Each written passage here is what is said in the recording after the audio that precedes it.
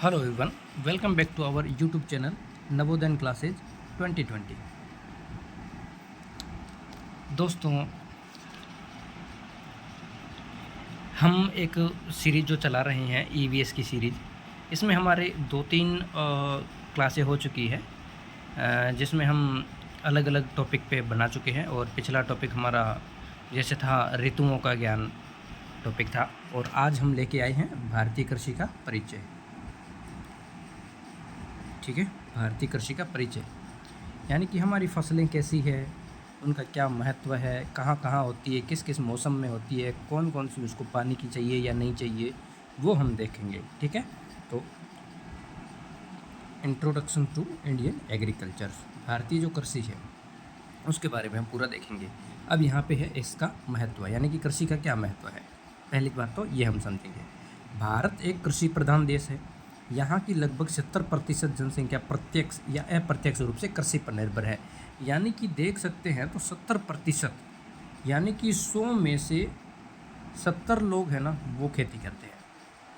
ठीक है, बाकी 30 लोग हैं वो कोई जॉब करता है, कोई अपना रोज़गार चलाता है, वो 30 लोग हो गए। ठीक है, ऐसा मान चलते हैं। यानी कि 70% जो जनसंख्या है वो पूरी कृषि पर निर्भर है, या प्रत्यक्ष रूप से है या अप्रत्यक्ष है। यानी कि कोई सीधी एक ही काम करता है, जैसे खेती बाड़ी ही करता है। कोई ऐसा होता है जो अपना बिजनेस भी चलाता है और दूसरी साइड में अपनी खेती करता है। ठीक है, प्रत्यक्ष अप्रत्यक्ष रूप से कृषि हमें भोजन, उद्योगों के लिए कच्चा माल जैसे कपास, गन्ना तथा रोजगार का मुख्य साधन प्रदान करती है। कच्चा माल कपास, गन्ना क्या हो गया, जैसे कच्चा माल उसे कहते हैं जिस कोई वस्तु हो गई या कोई भी मटेरियल हो गई, चीज़ हो गई, उससे कुछ दूसरी चीज़ का निर्माण होता है ना, तो वो पहला वाला क्या हो गया, कच्चा माल हो गया। ठीक है, अब कच्चा माल कैसे है, अब एक तो हो गया गेहूँ। गेहूँ को हम पीस के रोटी बनाते हैं, तो हमारा वो कच्चा माल नहीं हुआ, वो लास्ट वाला जो ऑप्शन होता है ना, वो हो गया, जिसको हम प्रोडक्ट कहते हैं। ठीक है, अब उसको कच्चा माल कैसे उपयोग करेंगे, जैसे गेहूं से हम बिस्किट बनाते हैं, तो हमारा गेहूं क्या हो गया, कच्चा माल हो गया बिस्किट के प्रति। ठीक है, और बिस्किट हमारी अंतिम वस्तु हो गई। ठीक है, तो इस प्रकार जैसे यहाँ पे गन्ना है, तो गन्ना है, एक हम जूस निकाल के पीते हैं, तो वो अलग चीज़ हो गई। ठीक है, वो गन्ना कच्चा माल नहीं माना जाएगा। ठीक है, और अगर गन्ने को पीस के या उसका जूस निकाल के उससे चीनी बनाते हैं या गुड़ बनाते हैं, तो वो गन्ना क्या होता है, कच्चा माल होता है। ठीक है, तो इस प्रकार से इसको कच्चा माल माना जाता है। ठीक है, रोजगार का मुख्य साधन प्रदान करते हैं। रोजगार कैसे देता है कृषि, अब कृषि एक ऑनर है, कृषि यानी कि एक ज़मीन का मालिक है कोई, तो वो फसल उगाता है। ठीक है, फसल उगाता है तो उसमें उसको मज़दूर भी चाहिए, तो जो मज़दूर आएगा तो वो किस लिए आएगा, वो रोज़गार के लिए आएगा, तो उसको रोज़गार मिल गया। ठीक है, तो वो पहले निराई गुड़ाई करेगा, सब चीज़ करेगा। ठीक है, उसके ऊपर जो पेस्टिसाइड वगैरह जो भी डालने होते हैं वो करेगा। उसके बाद क्या होता है, जैसे फसल कटने का टाइम आता है, तो कटने के लिए फिर मज़दूरों की ज़रूरत पड़ती है। मज़दूर आते हैं तो मज़दूरों को रोज़गार मिलता है। अब एक फसल से 2 लोगों को फ़ायदा हो रहा है, यानी कि मालिक को तो हो ही रहा है, दूसरा मज़दूरों को भी रोज़गार मिल रहा है, तो ये चीज़ होता है। ठीक है, तो कृषि बहुत इम्पोर्टेंट फैक्ट होता है। यहाँ पे देख सकते हैं पहले कैसे बैलों से हल जोतते थे, आजकल तो मशीनें आ गई, ट्रैक्टर वगैरह आ गए हैं।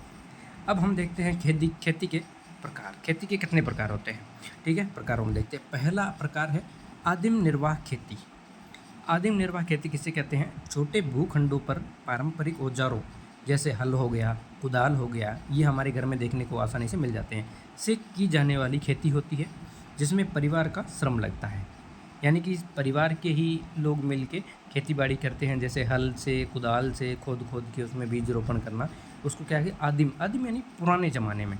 पुराने ज़माने में कोई मशीनें नहीं हुआ करती थी, सब अपनी अपनी खेती करते थे, हल जोतते थे, जैसे राजस्थान वाले ऊँटों के पीछे हल लगाते थे, वो जोतते थे, और काफ़ी जगह पे बैलों के पीछे करते थे।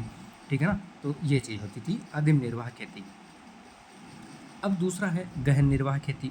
गहन निर्वाह खेती क्या होती है, सीमित भूमि पर अधिक उत्पादन पाने के लिए, यानी कि कम जगह है हमारे पास, और वहाँ पे हम क्या करते हैं कि ज़्यादा खेती कैसे करेंगे, तो उसमें क्या करते हैं, रासायनिक उर्वरक, कीटनाशक और सिंचाई का गहनता से उपयोग किया जाता है। यानी कि उसमें पेस्टिसाइड डाल दिया, यानी कीटनाशक जो, अब एक खेती है उसमें ज़्यादा दाने लगाने के लिए उसमें क्या करते हैं, जहर डाल देते हैं या कुछ दवाइयाँ ऐसी डाल देते हैं जिसमें उसमें ज़्यादा फल फूल लगते हैं। ठीक है, तो वो नेचुरल तो नहीं होती है, लेकिन उनके लिए तो ज़्यादा हो गया उत्पादन, और फिर वो बाज़ार में बेचते हैं तो ज़्यादा दाम मिलता है। तो ये होगी गहन निर्वाह खेती। आगे चलते हैं व्यावसायिक खेती। व्यावसायिक खेती जो आज के ज़माने में उपयोग में हो रही है, व्यावसायिक खेती यह फसलों को बाज़ार में बेचने के उद्देश्य से की जाती है। यानी कि पहले तो क्या करते थे लोग कि हमारे घर में कोई अनाज नहीं है तो हम खेती करेंगे, खेती से हमारे घर अनाज आएगा, तो उससे हम अपना जीवन निर्वाह करेंगे, यानी कि जीवन यापन करेंगे। और आजकल क्या करते हैं, व्यवसाय चलाते हैं, यानी कि उद्योग बना दिया है खेती को, कि हम फसलें उगाएंगे और ज़्यादा होगी उसको बेचेंगे, उससे हमें पैसे आएंगे, पैसों से हम दूसरी चीज़ें लेंगे, ऐसे वैसे चलता है। तो यह फसलों को बाज़ार में बेचने के उद्देश्य से की जाती है।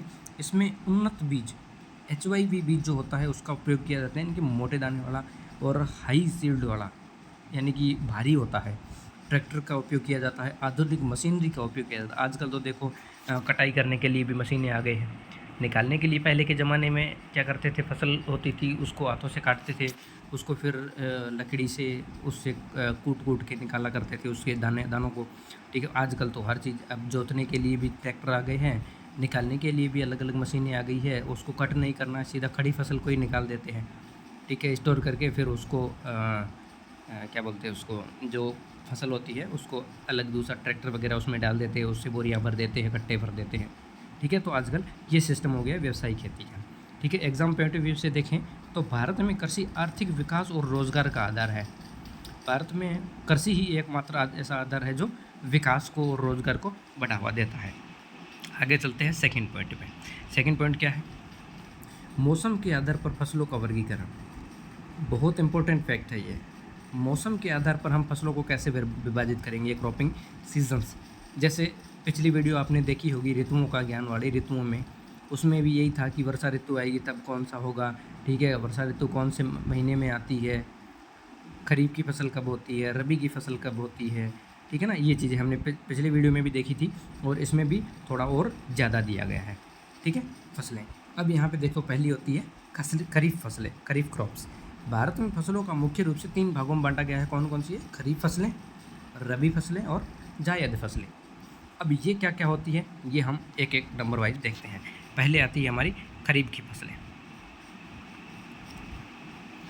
खरीफ की फसलें, खरीफ की फसलें क्या होती है, इसकी बुआई कब होती है, बुआई यानी कि इसको बोया कब जाता है, मानसून के आगमन में। जब मानसून का आगमन होता है, यानी कि मानसून का प्रारंभ होता है जून और जुलाई महीने में, जब बरसातें शुरू हो जाती है उस टाइम इसको जोतना शुरू करते हैं, यानी कि बोना शुरू कर देते हैं।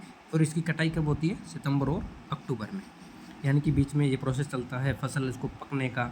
ठीक है, उसके बाद सितंबर और अक्टूबर में कटाई होती है। इसमें मुख्य फसलें कौन सी है, जैसे धान हो गया, धान चावल हो गया, मक्का हो गया, ज्वार हो गया, बाजरा हो गया, कपास हो गया, मूंगफली, अरहर, मूंग, उड़द, ये दलहन वाली जो फसलें हो गई।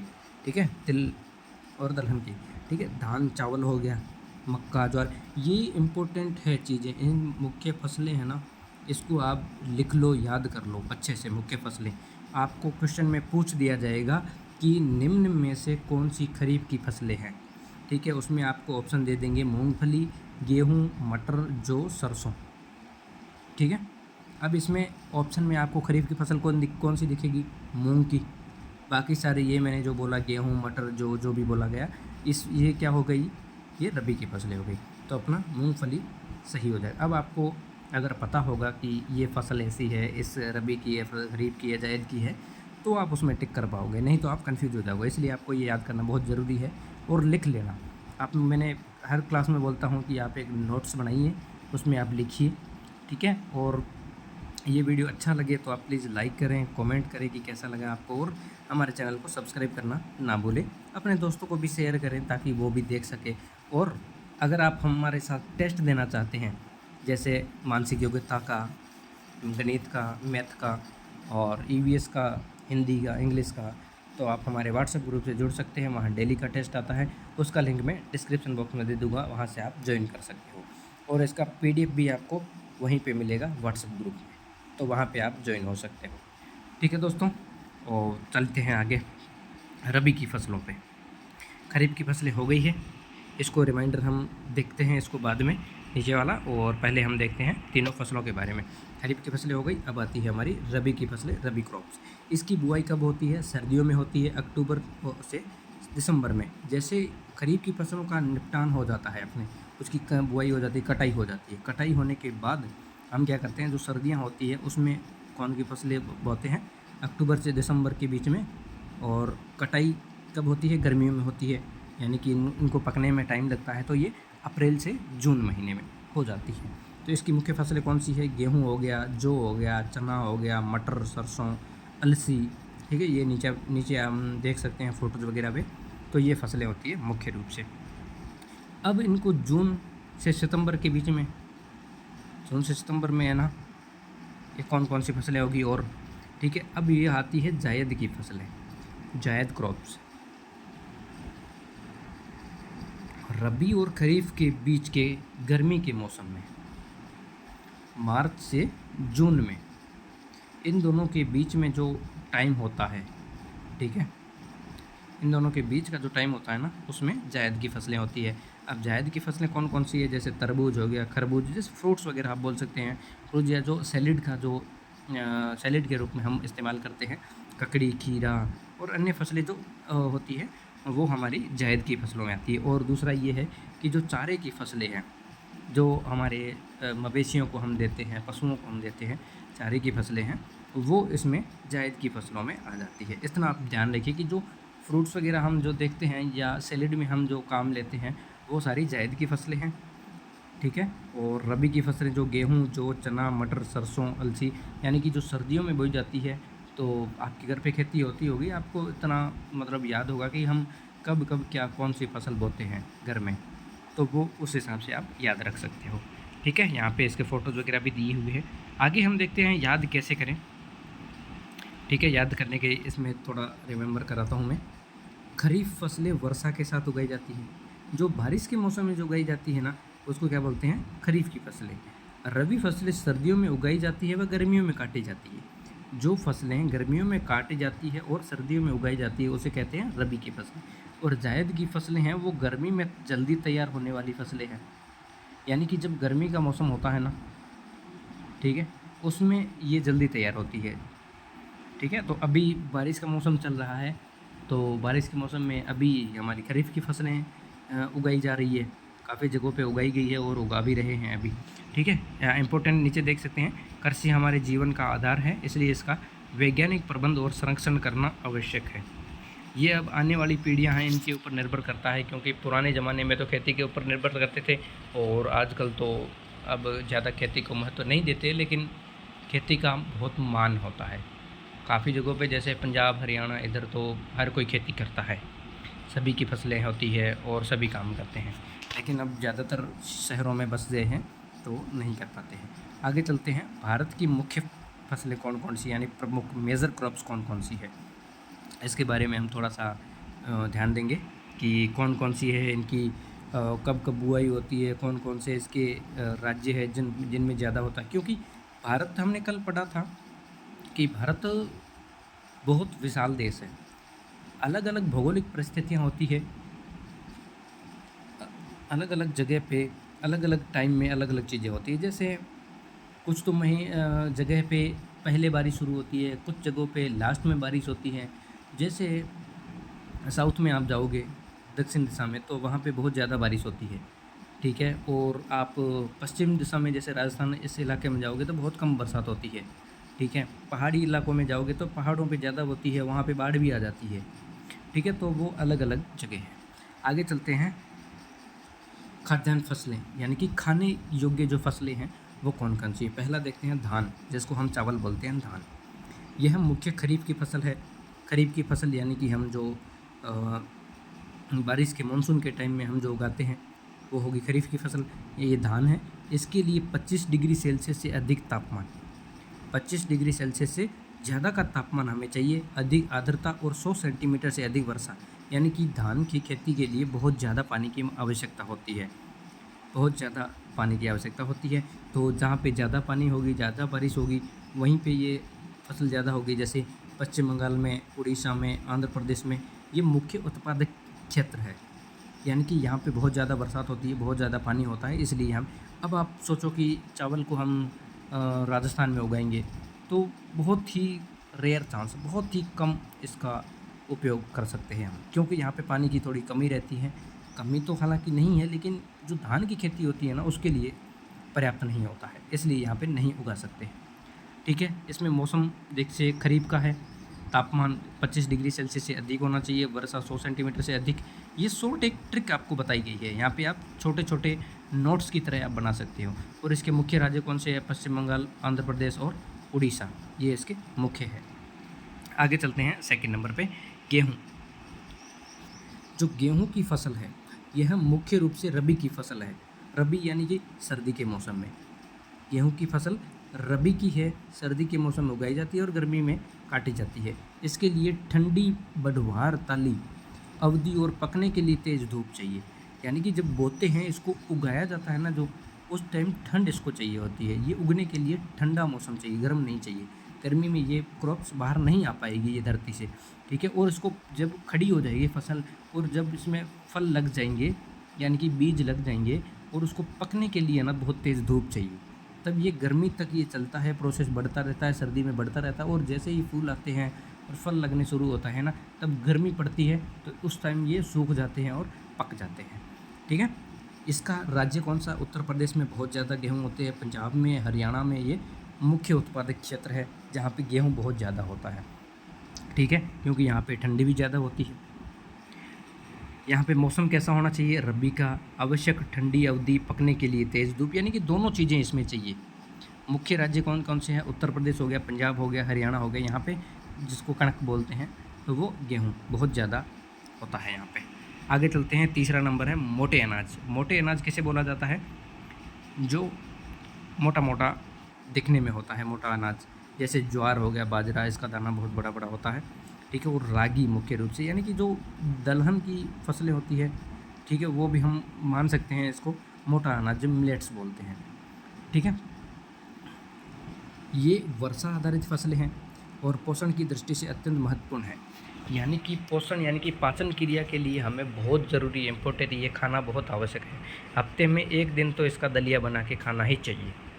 ठीक है, जो हमारी पाचन क्रिया होती है उसमें बहुत अच्छा ये रोल निभाते हैं। ये वर्षा आधारित फसलें हैं, यानी कि जब बारिश होगी तो बारिश के ऊपर ही ये निर्भर करती है। इसमें देखिए राजस्थान, महाराष्ट्र में अधिक पैदा होते हैं। ठीक है, राजस्थान और महाराष्ट्र इसका अधिक पैदावार करता है मोटे अनाजों का, यानी कि ज्वार बाजरा, ये राजस्थान में भी बहुत होते हैं। इसमें कौन कौन से प्रकार है? ज्वार बाजरा रागी है। विशेषताएं वर्षा आधारित और पोषक तत्वों से भरपूर है। और मुख्य राज्य कौन से हो गए? राजस्थान और महाराष्ट्र। अब आगे चलते हैं, मक्का। यह खरीफ की फसल है। खरीफ यानी आपको पहले मैं समझा चुका हूँ। ठीक है, वर्षा आधारित है और इसका उपयोग भोजन व पशुओं के चारे दोनों में होता है। इसके लिए 21 डिग्री सेल्सियस से 27 डिग्री सेल्सियस तापमान उपयुक्त है। यानी कि इन दोनों के बीच में जो तापमान होगा ना, वो मक्का के लिए पकने के लिए बहुत महत्वपूर्ण है। ठीक है, भोजन व पशुओं के चारे के लिए। ठीक है, इसमें पहले जैसे मक्के की रोटियां भी बनाते थे, आजकल भी कोई बनाते होंगे, कहीं कहीं पे बनती होगी मक्के की रोटी, लेकिन पहले ज़्यादा उपयोग की जाती थी मक्के की रोटी। ठीक है, तो इसमें मौसम कौन सा? खरीफ का होना चाहिए। उपयोग भोजन और पशु चारे के लिए उपयोग होता है। तापमान 21 डिग्री सेल्सियस से 27 डिग्री सेल्सियस तक होता है। आगे चलते हैं हम 5वें नंबर पे, दलहन। यानी कि जो दलहन की फसलें हैं, जो दाल जिसको हम बोलते हैं, वो भारत दलहन का सबसे बड़ा उत्पादक व उपभोक्ता है। उत्पादक और उपभोक्ता मतलब उत्पादक यानी कि उत्पादन करता है, यानी कि हम उगाते हैं, और उपभोक्ता यानी कि बेचते हैं। ठीक है, यानी कि भारत से बाहर भी है ना हमारी दालें जाती है। इनमें अरहर की दाल हो गई, उड़द हो गई, मूंग हो गया, मसूर और चना शामिल है। विशेष तथ्य क्या है? दलहनी फसलें जड़ों में गांठें बनाकर वायु की नाइट्रोजन को मिट्टी में स्थिर करती है, जिससे भूमि की उर्वरता बढ़ती है। यानी कि ये फसलें ज़मीन के लिए भी बहुत महत्वपूर्ण है, बहुत इम्पोर्टेंट है, और खाने योग्य भी बहुत, मतलब प्रोटीन युक्त होती है। बहुत प्रोटीन होता है इन दलहन फसलों में। ठीक है, मुख्य दलहन फसलें ये देखिए, अरहर, उड़द, मूंग, मसूर और चने की दाल, ये हम देख सकते हैं। चलिए आगे, सेकंड होता है नकदी फसलें, यानी कि जो व्यावसायिक फसलें होती है, जिसको हम आयात निर्यात भी करते हैं, यानी कि निर्यात आयात तो अब इसको नहीं करते हैं, निर्यात ही करते हैं, यानी कि भारत से बाहर भी ये जाता है या किसी जगह नहीं होता है वहाँ फैक्ट्री में जाता है बेचने के लिए, तो इससे कुछ नई चीज़ें बनती है, ठीक है ना, इससे नई चीज़ें उपयोग में ली जाती है। जैसे मैंने एग्जांपल आपको देके बताया था, गन्ने से चीनी बनती है, गुड़ बनता है, ठीक है, वो चीज़ें बताई थी। पहला है कपास। यह खरीफ की फसल है। इसके लिए काली मिट्टी या रेगुर सबसे उपयुक्त होती है। काली मिट्टी कपास की बहुत महत्वपूर्ण मिट्टी मानी जाती है, जो दक्कन के पठार यानी कि गुजरात, महाराष्ट्र में पाई जाती है नीचे के ऊपर, ठीक है। ये यहाँ पे मौसम खरीफ होता है, मिट्टी काली मिट्टी होती है, रेगुर होती है गुजरात और महाराष्ट्र में। यहाँ देख सकते हैं हम कैसे कपास होता है, ठीक है। दूसरा है गन्ना। यह दीर्घकालिक फसल है जो लगभग 10 से 12 महीने में तैयार होती है। गन्ने की फसल को मतलब 1 साल लगता है इसको पककर तैयार होने में, ठीक है। इसके लिए गर्म एवं आर्द्र जलवायु चाहिए। उत्तर प्रदेश, महाराष्ट्र मुख्य उत्पादक है, यानी कि उत्तर प्रदेश और महाराष्ट्र में गन्ना बहुत ज़्यादा होता है, ठीक है। यहाँ पे आप इसको पढ़ सकते हैं। तीसरा है जूट। इसे सुनहरा रेशा, गोल्डन फाइबर भी कहा जाता है। जूट की हम देखते हैं रस्सियाँ वगैरह, रस्सियाँ बनती है इसकी, ठीक है। यह निचले गंगा के मैदान यानी कि पश्चिम बंगाल में अधिक पैदा होता है। ये जूट का पौधा हम ये देख सकते हैं, ठीक है। सुनहरा रेखा निचले गंगा के मैदान में होता है। ये मुख्य राज्य पश्चिम बंगाल होता है। आगे चलते हैं तिलहन। इसमें मूंगफली, सोयाबीन, सरसों, सूरजमुखी और तिल शामिल है। अब तिलहन से क्या होता है, इनसे तेल निकाला जाता है और तेल बहुत महंगा बिकता है। मूंगफली हो गया, सोयाबीन का तेल आपने देखा होगा, सरसों का तेल, सूरजमुखी का तेल देखा होगा, तिल का तेल देखा होगा आपने, ठीक है। तो यहाँ पे ये बनी हुई है, फ़ोटोज़ आप देख सकते हैं आराम से। बहुत ही इंटरेस्टिंग टॉपिक है ये और बहुत ही अच्छा है, बहुत ही अच्छे से समझ आएगा आपको। एक बार बस रीड कर लेना, आपको समझ आ जाएगा। आगे चलते हैं बागानी फसलें, जिसको हम फूल फाल ये इसकी तरह उगाते हैं। ये फसलें बड़े बड़े बागानों में उगाई जाती है और इसमें पूंजी का अधिक निवेश होता है, यानी कि इसमें पैसा लगता है ज़्यादा, लेकिन इसमें मिलता भी बहुत ज़्यादा है। जैसे उदाहरण के लिए देखते हैं चाय बहुत इसमें पैसा लगता है, बहुत मेहनत लगती है चाय को उगाने के लिए, ठीक है। और कॉफ़ी हो गया, कॉफ़ी में बहुत मेहनत लगती है। रबर हो गया, केला हो गया, इसमें बहुत मेहनत लगती है। इसको कटाई करना, इसको हर चीज़ से इसको देखना पड़ता है, ठीक है। चाय कहाँ होती है, ज़्यादातर असम में होती है और पश्चिम बंगाल में ज़्यादातर आपने देखे होंगे कि चाय के बागान देखे होंगे, बागान होते हैं इनके। कॉफ़ी के बागान कर्नाटक में होते हैं और रबड़ देख सकते हैं आप केरल में होता है। और केला है वो कई राज्यों में होता है, गुजरात में, महाराष्ट्र में, आंध्र प्रदेश में, उधर पूर्व में भी हम देख सकते हैं, उधर भी सब जगह केला होता है लगभग। तो भारत की फसलें विविध जलवायु, मिट्टी और मानसून पर निर्भर करती है। भारत में हर जगह अलग अलग मिट्टियाँ पाई जाती हैं, कहीं काली मिट्टी, कहीं दोमट मिट्टी, ठीक है, कहीं चिकनी मिट्टी, कहीं काली पीली, कहीं लाल मिट्टी, ठीक है। तो अलग अलग प्रकार की मिट्टियाँ पाई जाती है, अलग अलग जलवायु होती है, बारिश के ऊपर निर्भर करती है, ठीक है। जहाँ पे ज़्यादा बारिश होगी वहाँ पे अच्छी फसलें होगी, अच्छी जलवायु होगी वहाँ पे, ठीक है। यही हमारी कृषि की समृद्धि है, यही हमारी कृषि का आधार है, ठीक है। तो आगे चलते हैं फसल उत्पादन की प्रक्रिया। अब ये टॉपिक तो आपको सबको आता होगा, ठीक है, सबको पता होगा कि फसल कैसे उगाते हैं, क्योंकि आप लगभग आपके सबके घरों में फसलें उगाते होंगे, मम्मी पापा या दादा भी उगाते होंगे, या आप भी कभी कभी जाते होंगे, आप भी करते होंगे खेती, जाते होंगे साथ में। चलो आप छोटे हो लेकिन आप जाते होंगे, ठीक है। आपको पता होगा कि कैसे हम ट्रैक्टर लेके जोतते हैं उसको, फिर पहले तो उस मिट्टी को उल्टा पुल्टा करते हैं, फिर उसमें बीज डालते हैं, दाना डालते हैं, फिर वो धीरे धीरे बाहर निकलता है। उसके ऊपर पानी कैसे डालते हैं, या कहीं भी बरसात का पानी होता है, या आजकल बोरवेल हो गए तो पानी कैसे फव्वारों से डालते हैं, तो वो चीज़ें आपको पता होगा, ठीक है। चलो हम इसमें देखते हैं, ठीक है, कि पेपर वर्क में कैसे होता है। कल्टीवेशन प्रैक्टिसेस, ठीक है। स्वस्थ फसल पाने के लिए निम्नलिखित चरण अपनाए जाते हैं, यानी कि अच्छी फसल के लिए हम ये चीज़ें करेंगे तभी हमारी फसल अच्छी होगी और बढ़िया होगी। इसमें क्या होता है, खेत की तैयारी। तो सबसे पहले खेत को तैयार करना पड़ता है जोतने के लिए। इसमें जुताई, पाटा या दंती चलाना, तोड़ना, समतलीकरण यानी कि पटाई, समतल करना होता है, ठीक है। जुताई कैसे करते हैं, पहले तो हल से करते थे, आजकल ट्रैक्टर आदि से मिट्टी को पलटना ताकि वह भुरभुरी हो जाए। यानी कि पहले एक तो चिपकी हुई मिट्टी होती है, चिपकी हुई मिट्टी होगी उसमें हम बीज डालेंगे तो नहीं उग पाएगा। तो उसको धरती को पहले उल्टा पुल्टा करेंगे ताकि मिट्टी आपस में मिक्स हो जाए और थोड़ी बुरबुरी सी हो जाए। ठीक है, उसके बाद क्या है, पाटा या दंती चलाना, खेत की बड़ी बड़ी ढेलियाँ तोड़ना। हम ऊपर से एक क्या करते हैं, पाटा चलाते हैं ताकि जो एक तो उल्टा पुल्टा करेंगे तो कहीं कहीं पे बड़े बड़े गंटर भी निकल जाएंगे, कहीं कहीं पे समतल हो जाएगा। ठीक है, जो वो गंटर होते हैं ना, उसको तोड़ने के लिए क्या, उस पर एक ट्रैक्टर के पीछे भारी सा पाटा लगा दिया जाता है, तो उसको घुमाया जाता है ताकि वो जो ढलियाँ होती है ना वो टूट जाए और बराबर मिट्टी बुरबुरी सी हो जाए। ठीक है, उसके बाद हम क्या करते हैं, समतलीकरण यानी कि पटाई, खेत को समतल करना ताकि पानी का प्रवाह सही हो सके और नमी बनी रहे। यानी कि कहीं पे तो ढलान हो गई है या गड्ढे हो गए या कहीं पे समतल हो गया है, तो पानी ज़्यादातर रिस्क के वो गड्ढे में चला जाएगा, ढलान में जाएगा, तो दूसरी वाली जगह जो ऊपर होगी उसमें तो पानी आएगा नहीं। इसलिए इसको समतल करना बहुत ज़रूरी है ताकि सभी जगह पे पानी पहुंच सके। यहाँ पे आप देख सकते हैं ये जुताई कर रहा है ट्रैक्टर, फिर दांती और इससे बराबर कर रहा है। ठीक है, बड़ी बड़ी डेलियों को तोड़ रहा है और समतलीकरण यानी कि ये देखिए बराबर एकदम हो गया है। ठीक है, इसको हम याद कैसे करेंगे, अच्छी फसल के लिए क्या करेंगे, पहले तैयारी करनी होगी, फिर सही बीज होना चाहिए, फिर खाद पानी देना चाहिए, फिर देखभाल करनी है, फिर भरपूर उत्पादन होगा। बहुत अच्छी प्रक्रिया है ये। ठीक है, पहले यहाँ पे एग्जाम पॉइंट ऑफ व्यू से देखें तो पहले जुताई करनी हो, मिट्टी बुरबुरी, फिर हवा और पानी का संचार अच्छा, यानी कि जब उल्टा पुल्टा करते हैं तो उसमें हवा भी चली जाती है ना, तो वो ज़मीन एकदम बराबर चलती है, जड़ों को बढ़ने में सहायक है, उसमें हवा भी चाहिए, पानी भी चाहिए, खाद भी चाहिए, सब चीज़, तभी तो ऊपर आएगा।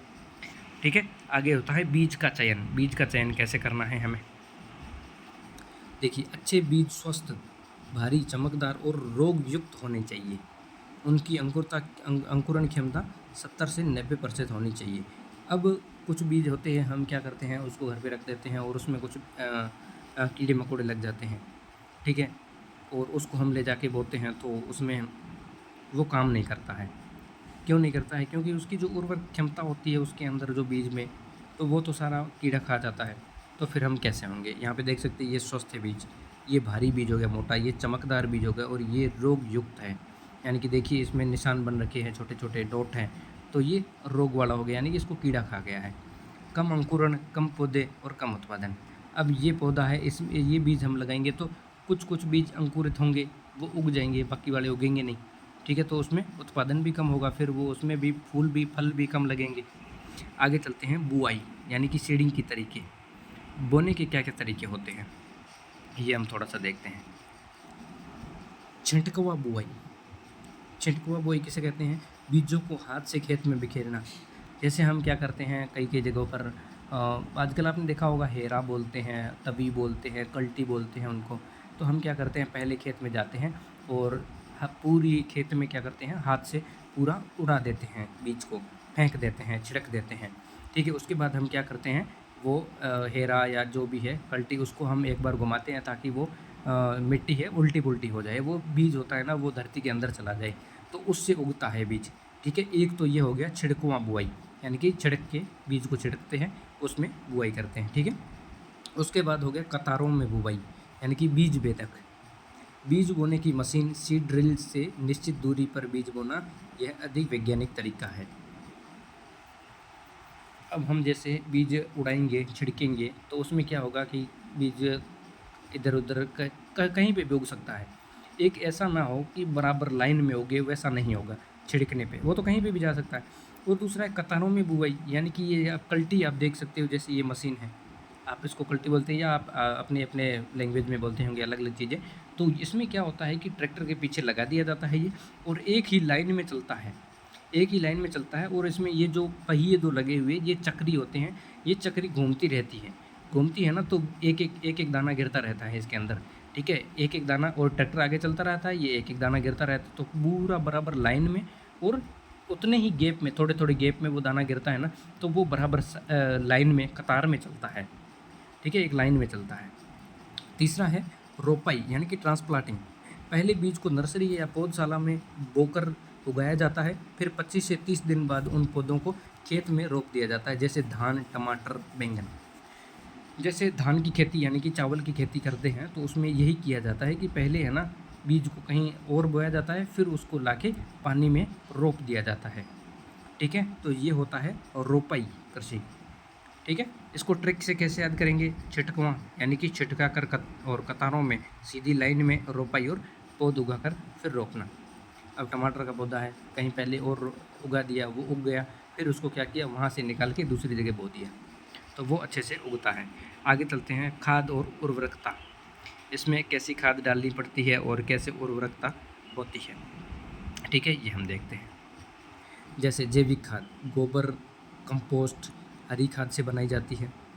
इसमें मिट्टी की संरचना सुधरती है, यानी कि खाद जो होती है, जो गोबर होता है, गाय का गोबर हो गया, भैंस का हो गया, बकरी क्या हो गया, ठीक है, वो क्या करते हैं, बहुत ही जैविक खाद यानी कि कंपोस्ट खाद होती है, बहुत ही इम्पोर्टेंट खाद होती है वो, ठीक है। ये गोबर हो गया, कंपोस्ट हो गया, हरी खाद हो गया, ये ठीक है। दूसरा होता है रासायनिक उर्वरक, यानी कि यूरिया, सुपर फास्फेट, पोटास आदि रासायनिक पदार्थ जो पोषक तत्व जल्दी होते हैं, यानी कि ये जो कुछ केमिकल्स होते हैं, तो इसको छिड़कने पे वो क्या करते हैं, पोषक तत्व जल्दी वो पकड़ लेते हैं और जल्दी से वो ग्रो करता है और जल्दी फूल फल लगते हैं उसमें और ज़्यादा लगते हैं, ठीक है। तो ये होती है रासायनिक उर्वरक।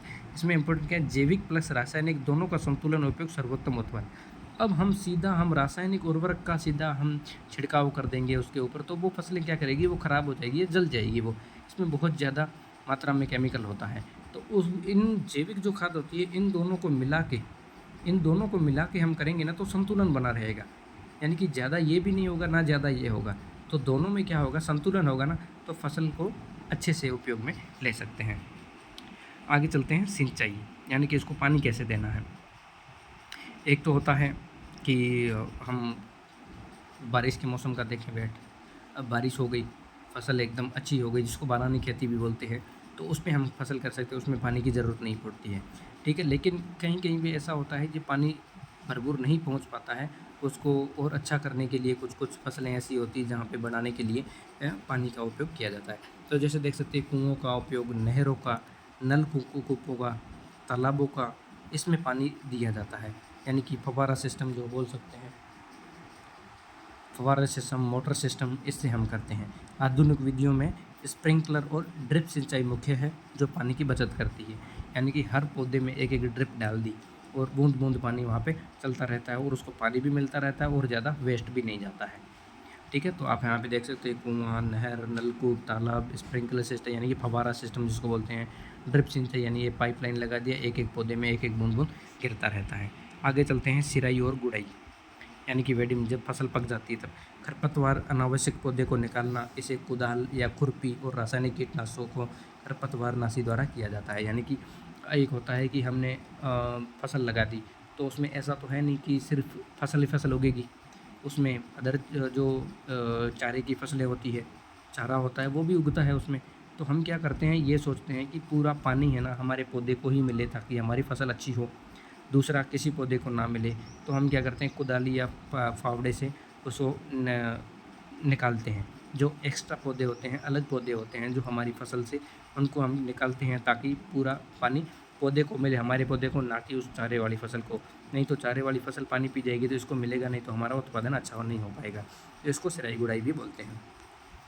खरपतवार फसल के पोषक तत्व, पानी और जगह को छीन लेता है, समझ गए ना, ठीक है। आगे एग्जाम पॉइंट ऑफ व्यू से देखें तो अच्छी तैयारी, अच्छा बीज, सही बुआई, खाद पानी, समय पर देखभाल, भरपूर उत्पादन, ये सारी चीज़ें हम कर लेंगे तो हमारा फसल का उत्पादन है वो बहुत ज़्यादा हो जाएगा।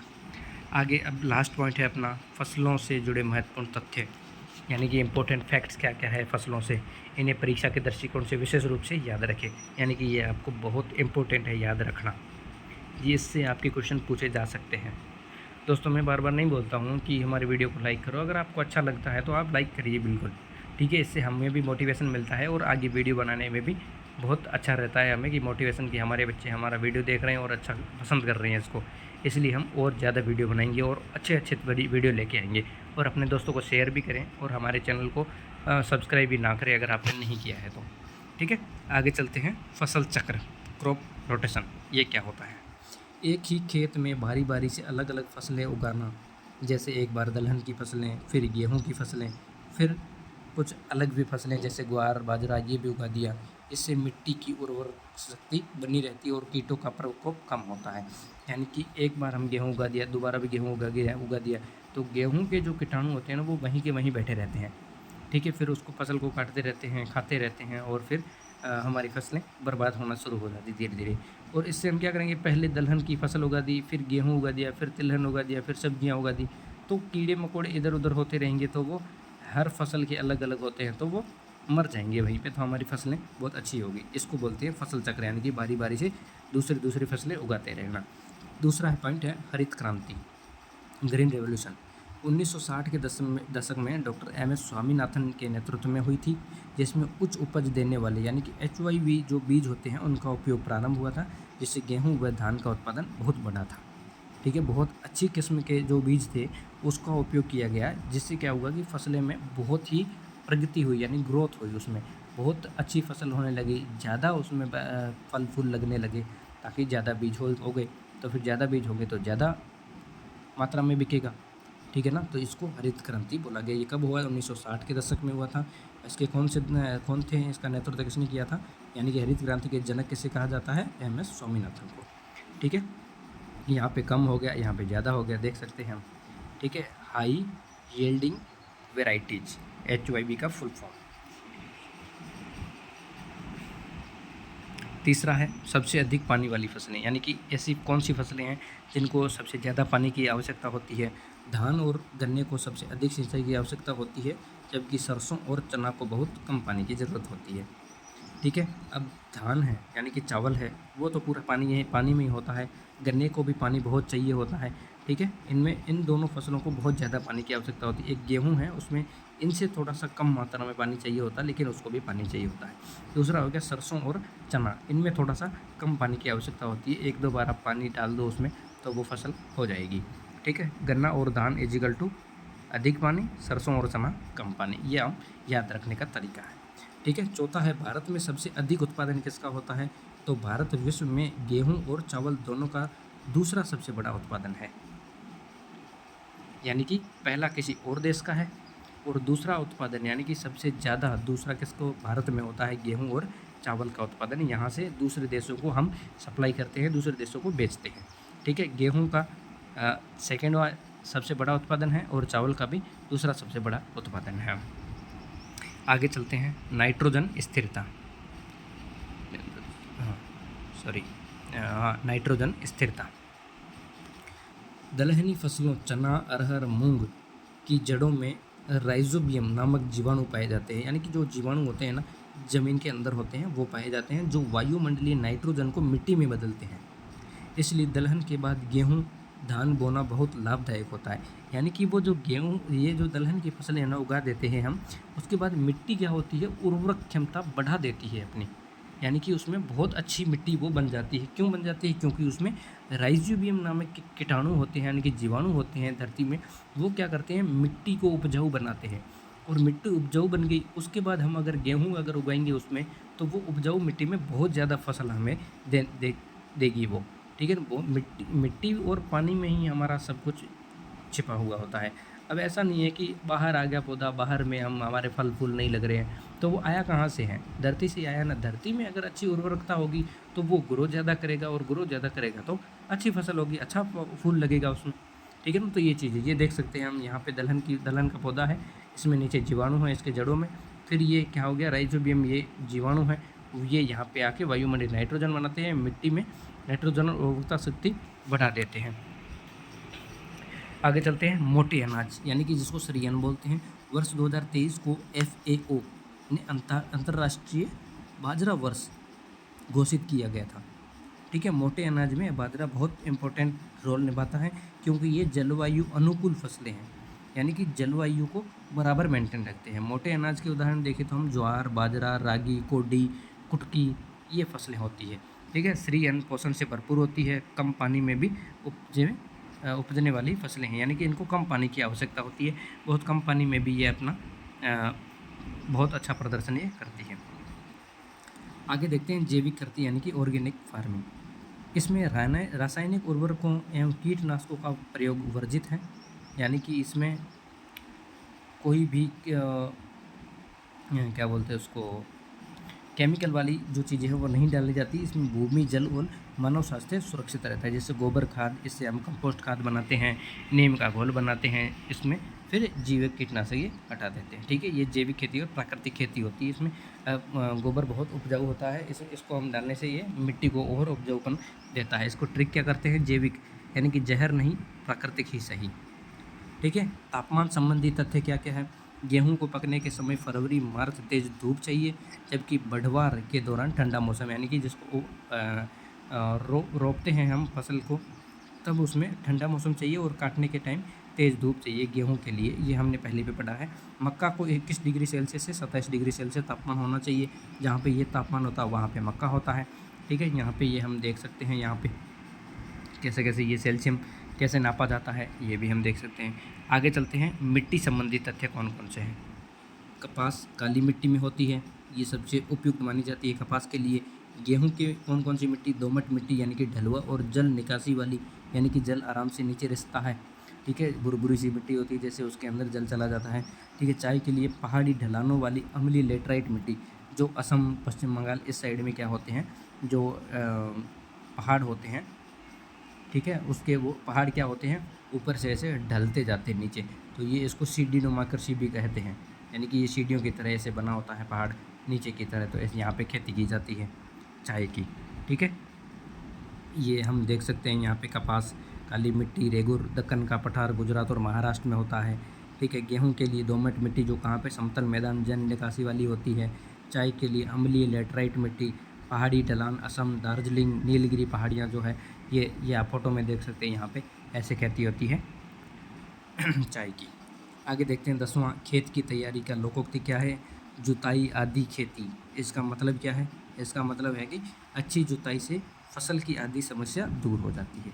हम सही टाइम पे, यानी कि जिस समय बारिश होती है, 1-2 बार बारिश हो गई अच्छी, उसके बाद हम फसल क्या करते हैं, बोना शुरू कर देते हैं, तो हमारी अच्छी फसल होती है। उसके बाद हम टाइम पे उसका खरपतवार, निराई गुड़ाई, ठीक है, सब चीज़ जो उर्वरक खाद देनी होती है वो हम देते हैं, प्राकृतिक खाद देते हैं, तब हमारी फसल क्या अच्छी होती है। हम क्या करते हैं, एक बार बारिश हो गई और उसके बाद 10-15 दिन तक हम वेट करते रहें कि हमारे पास ट्रैक्टर नहीं है, हमारे पास ये चीज़ नहीं है, हमारे पास वो चीज़ नहीं, तब तक क्या करती है धरती, वो पानी क्या सूख जाता है धीरे धीरे।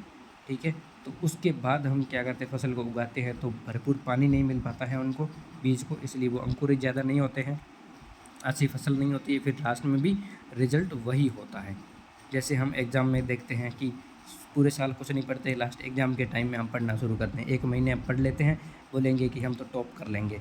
ऐसे बेटा टॉप नहीं होता है, जो शुरुआत से आप मेहनत करते रहो, अभी से हम ये देखेंगे अभी तो एग्ज़ाम में टाइम बहुत पड़ा है तो हम आराम से कर लेंगे, ऐसा नहीं होता है। ठीक है, थोड़ा थोड़ा पढ़िए लेकिन रोज़ पढ़िए। यहाँ देख सकते हैं, अच्छी जुताई के लिए ट्रैक्टर पहले, भुरभुरी मिट्टी होती है, स्वस्थ फसल होती है। जितनी अच्छी तैयारी उतनी बेहतर पैदावार होगी।